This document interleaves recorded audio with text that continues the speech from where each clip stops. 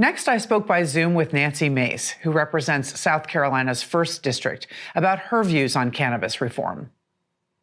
Congresswoman Mace, thank you so much for joining us today. You have been a really important voice in this movement. You flipped a Democratic seat in South Carolina in 2020 and then just were reelected there by 14 points, which is an enormous margin. Where has your support for cannabis reform registered in terms of your electoral prospects, your campaigns, your interest from your constituents? Did it hurt you? Did it harm you? What is the story with cannabis and among your voters?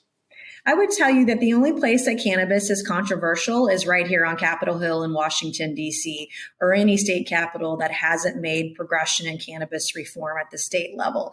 When I ran for my primary this year, one of the very first ads my opponent did was hitting me on cannabis. And yet it's been Republicans in the state of South Carolina and our state legislature.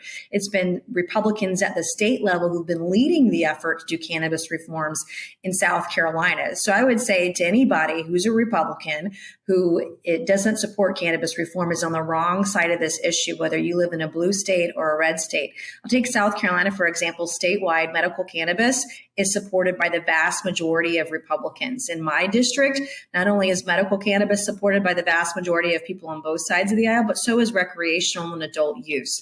And, for me, even though they ran ads against me on the issue, I won my primary or my Republican primary overwhelmingly against all of those odds. And so it's just, again, a testament to how not controversial the issue is if you're talking about it in a responsible manner. When you're talking about it with regards to drug addiction, opioids, it is an off-ramp to many types of addiction. I've seen it in my own family, as well as South Carolinians and Americans across the country. I've seen how much good use you can get out of it when used responsibly. And so it's an issue that I've talked about for a number of years before I ever came to Congress. I was a leader on the issue in the state legislature.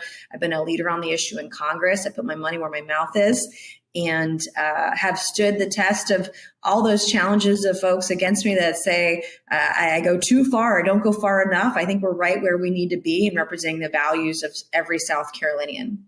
Well, if it can make it there, maybe it can make it anywhere. That's fascinating. You did say during a recent hearing on Capitol Hill that happened after the election that this plant literally saved my life. And you tell a very compelling personal story. What did you mean by that? And I've talked about this over the last 2 or 3 years, but I was raped when I was 16. And that sent me into a tailspin. It was a trauma that I never thought I could ever get through. And I dropped out of high school at the time. And my doctor prescribed me antidepressants. Well, I learned that antidepressants, some of them can make your depression worse. So I had to stop taking the prescription drugs. And unbeknownst to me, I was self-medicating with cannabis. I took it for about a year or so, give or take, more or less. And it cut my anxiety. I felt better about life. I had a better quality of sleep at the time. And so when I talk about the issue, especially when I'm talking to veterans, I understand that pain and their desperation to get something that can be helpful and save their life because I've been there. I've experienced it. And now come to find out that there are all these benefits, whether it's neurological, if you have Parkinson's, whether it's pain, chronic pain and getting off of opioids, whether it's just recreational use and it's not a dangerous addictive drug like so many people on the wrong side of this issue like to argue, the data just doesn't back it up. And so I've had my own personal experiences with it. It literally saved my life. I wouldn't be here today if I had continued to take those prescription drugs. I mean, you have doctors today, and the opioid crisis is worse than it's ever been, who can literally prescribe you heroin. And yet in a lot of states like South Carolina, they can't give you a 2 or 4 milligram gummy that's going to not make you high, but at least cut your anxiety, allow you to sleep at night and not be addicted to opioids. And so to me, it just makes so much sense and it's responsible. And there's no reason not to at this point. You've made the case for states' rights and the protection of our federal system through your States Reform Act. Why do you think a framework for federal legalization is necessary? Well, if you're going to get Republicans on board, you have to look at ways to make this a bipartisan issue. And one of the ways that the vast majority of people, whether they're Republican or Democrat, whether elected or unelected, is by allowing states to take the lead on the issue. The vast majority of Americans, even in South Carolina, they respect the rights of states to make their own decisions on cannabis legalization and reforms. And so that's the first step in having a bipartisan bill. You cannot pass cannabis reform in the U.S. Congress without it passing the House and the Senate. And by the way, the House will be controlled by Republicans in a couple of weeks, and the Senate will continue to be controlled by Democrats. And so when you have that kind of majority split like that, you've got to make sure your legislation, no matter what it is, cannabis or not related, has to be bipartisan and has to be bicameral if it's going to get to the president's desk to be signed into law. And that's the first step, is ensuring that you look at what both sides want and address those issues. And that is one way to make it bipartisan, to get Republicans on board. Whether they agree or disagree with cannabis, I think we can all agree that it's a states' rights issue. And putting that framework in place, allowing states to make that decision for themselves, is a way to get it done in a bipartisan way.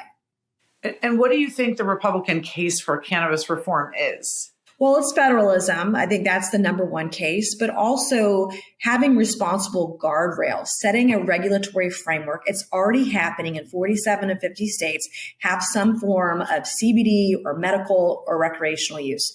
And so if we treat cannabis like alcohol, it's turnkey. You can legalize it overnight if you do it just like alcohol, which makes a lot of sense because the framework is already there.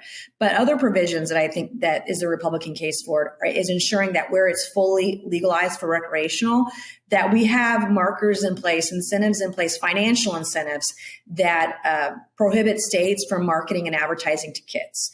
And so if those who are concerned about cannabis legalization, having some guardrails in there, taking away maybe that's infrastructure funding, for example, is what I have in the States Reform Act, is if you're going to have something that looks like an Oreo or a Skittles or candy, then you're going to get money taken away, federal dollars from you, if you have it marketed in a way that's going to be attractive to children. That's something that is a Republican case for it. The other part of it, the third part of it, I would say, are veterans issues.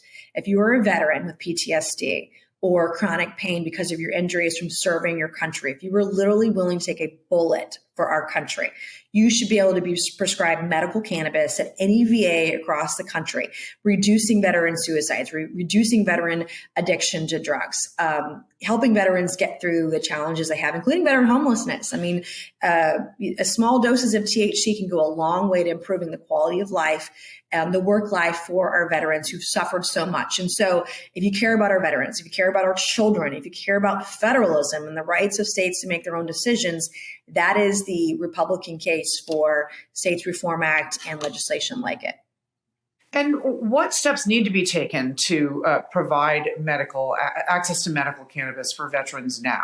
What legislation is required to make those changes? Well, States Reform Act has a provision in it that would allow any veteran to get a prescription for medical cannabis anywhere in the country, regardless of state law. So we can do that through federal legislation, and I have it included in the States Reform Act, and that's an issue, that we're looking at, even separating it out for the next Congress. We're going to do a comprehensive bill, but if comprehensive won't pass, what are some ways that we can at least move the ball forward? And I will tell you, any panel or discussion or speech I give to veterans, as soon as I bring up medical cannabis, we don't talk about anything else.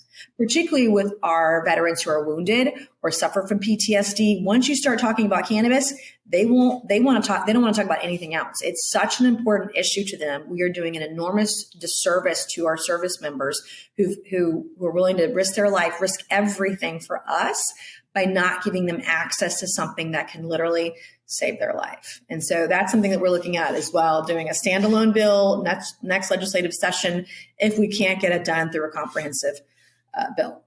What do you think the prospects are in a Republican-controlled House for moving forward? And if you just do so incrementally, is that would that be your top priority and sort of the most doable of all the provisions you're fighting for, the veterans component? My preference is comprehensive, but if in a Republican-controlled House, that's not what we can get, then we must look at incremental reforms Safe banking is passed out of the House a number of times. It's getting held up in the Senate. And so some of what we've done, we can do whatever we want in the House, but if it doesn't pass the Senate, it doesn't matter.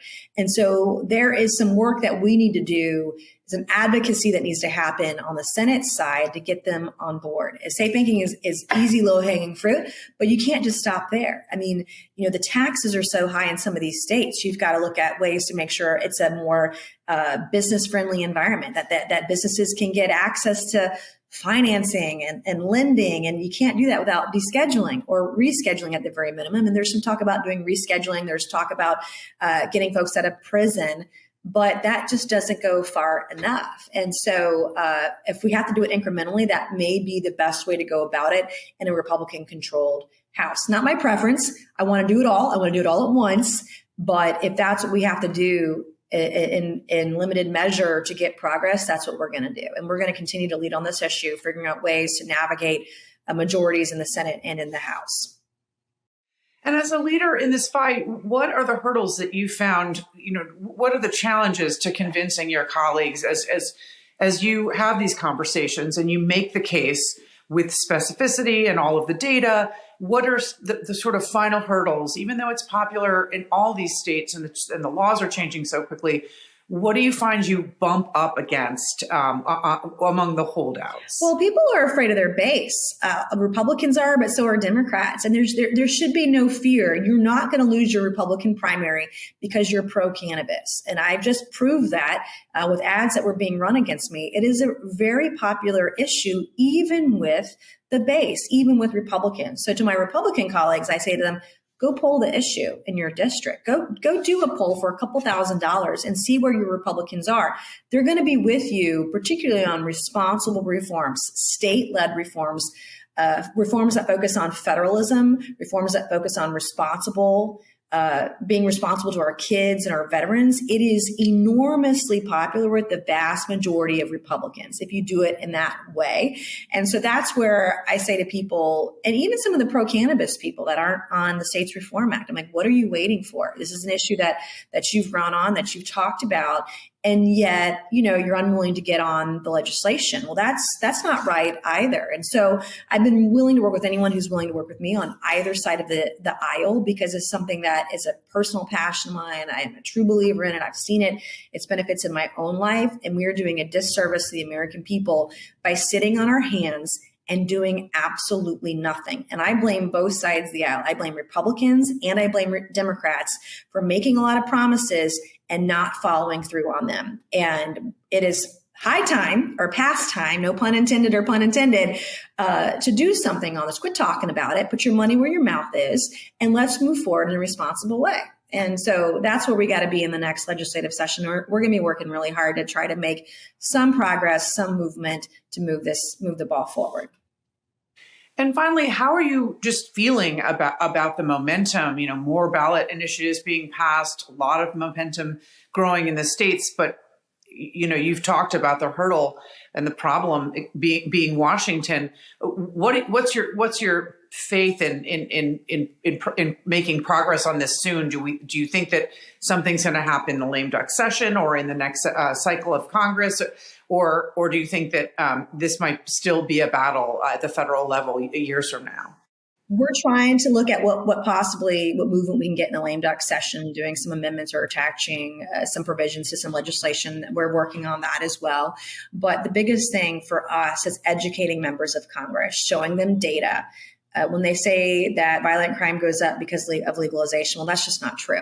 And showing them the data, showing them the Journal of American Medicine articles that have been out there for over a decade that show when you have one dispensary in one state, the rate of opioid addiction is drastically reduced by upwards of 20%, between 18 and 20%, as an example, when you have just one dispensary in one state. And so showing them the data that they're on the wrong side of history, this is moving forward with or without them, and that they really should get on board. Otherwise, they're doing a great disservice to those that they serve, including our veterans, including our kids, including those that are seriously ill and could benefit from dosages of THC, regardless of what it's for. And so But I think educating members is probably the greatest challenge, and showing them that they don't need to be afraid of being on board with this issue. You might hear from a couple people who don't like it, but by and large, it's not relevant to the discussion. It's not relevant to reelection.